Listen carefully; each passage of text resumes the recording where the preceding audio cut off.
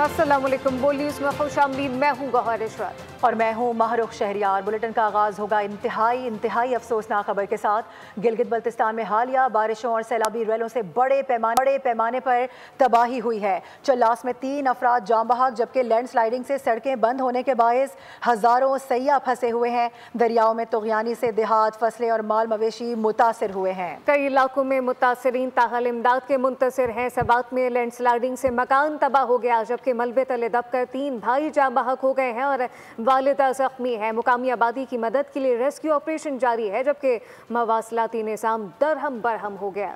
गिलगित बल्तिस्तान में 4 सैयाह जख्मी हालत में रेस्क्यू, एक की हालत तशवीशनाक। बाबूसर रोड पर महसूर हज़ारों सैयाहों को मकामी लोगों ने पनाह दी। तर्जुमान गिलगित बल्तिस्तान हुकूमत फैजुल्ला फराख के मुताबिक शारा बाबूसर पर शदीद बारिशों से सैलाबी रैले, सड़कें और बुनियादी ढांचा तबाह हो गया। लापता सैयाहों की तलाश के लिए ऑपरेशन तेज कर दिया गया। वज़ीर आला ने सैयाहों, मुतासरीन और लापता अफराद को फौरी रेस्क्यू करने की हिदायत की है। कुछ सैयाहों का ताल्लुक शहर लोधरा से है। सब्सक्राइब करें और बेल दबाएं ताकि कोई खबर रह न जाए।